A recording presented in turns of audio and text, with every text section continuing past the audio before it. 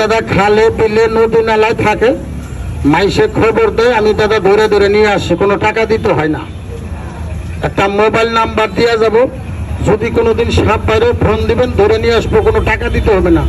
যদি একটা সাপ বাবা ঠ্যাঙ্গের মধ্যে কামড় মারে, গিরার উপরে 2টা বান দিয়ে খবর দেবেন, লোকটারে বাবা বাঁচান দেবো। যদি একটা সাপ দাদা বুকে পিঠে মাথা দাদা কামড় দেয়, কোন জায়গায় বান দিবেন কারো জানা আছে? শিখায় জানা আজকে সাপুরিয়া কাছ থেকে ওষুধ পানি কিনুন না, কোনো হে চিন্তা করেন না। এবার দেখেন ভয়ঙ্কর একটা সাপ বাইর করি, যা ভিতরে যা, 2-2.5 কেজি ওজন আছে এটা, যা যা হারাম দাদা। হ্যাঁ আল্লাহ ভরসা। সোনা বন্ধুরে এরা সবাস কামড় দিস না, এটা বন্ধ। এরা যেটা একবার দেখাবো, দ্বিতীয়বার দেখাবো না। এটা জোড়াটা দেখেন, এটা জোড়া, এটা জোড়া আছে বড় ভাই। কি গার্লফ্রেন্ড আছে লগে? হ্যাঁ ভাই, লগে গার্লফ্রেন্ড আছে নাকি? বুঝলাম না।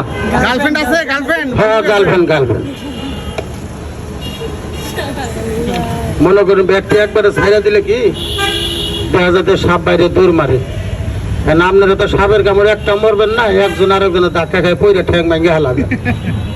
আল্লাহ ভরসা।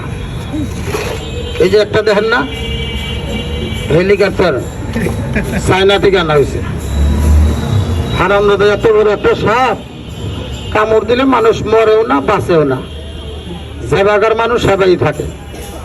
আর এখন যে ছোট ছোট সাপগুলা বাই করবো, ওটাই আবার কামড় দিলে মানুষের কোনো ক্ষয়ক্ষতি হয় না, শুধু কামড় দিলে মানুষটা মারা যায়।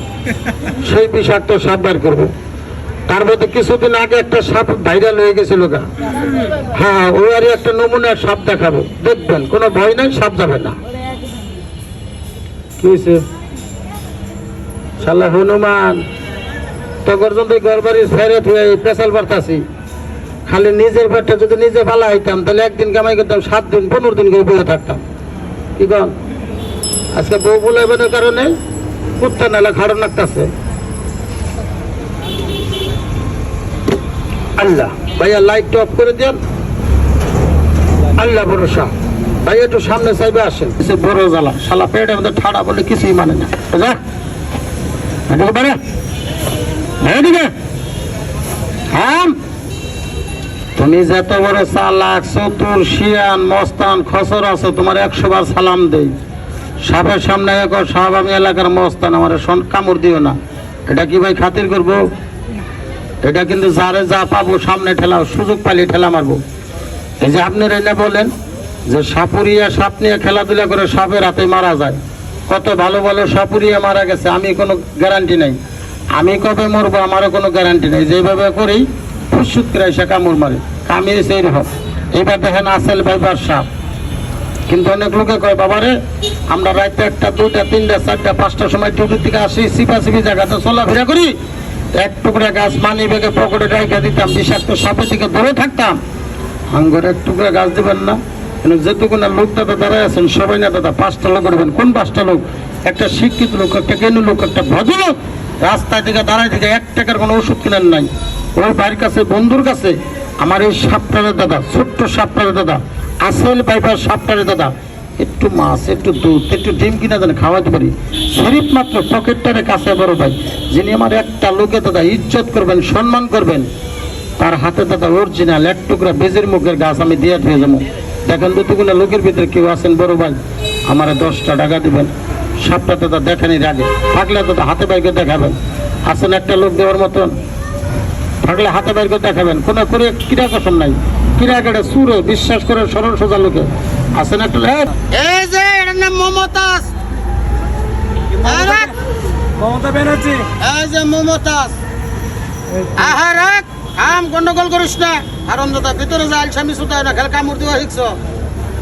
সুতুর বুতুর স্প্রিং সাপ তোর মাইসে সুদাই না হেলা দেখছেন, খাওয়া ভালো হলে তোর মানে সুদায়, কুট্টি খাওয়া যদি ভালো থাকে না তোর বারো সুদায়। আরে শালা খারো তোর ব্যবস্থাটা করতেছি, খারো এখন আবার এই সেন্টার খুঁজে পাইছো, ভালো সেন্টার পাইছো। ভারতের কথা শুনে মেজাজ গরম হয়েছে। কদিন ধরে বাইরে না, আবার আজকে বাড়িতেছে। এই। যা খাওয়া ভালো হয়েছে না এই কারণে আল শামসুদ আছে এই জনের নাম আছে কুরকুরি সাপ কুরকুরি আম কুরকুরি সাপ বন্ধ যা ভিতরে যা এইবার দেখান আসল ভাইবার মোদি সরকার ফুসফুস করতেছে মুদিরে যে বাক্স মধ্যে থুইছি ও এটা কেটা তাহলে এনে যে ছাগল খান এটার নাম ডিপজল না অবৈদুল কাদের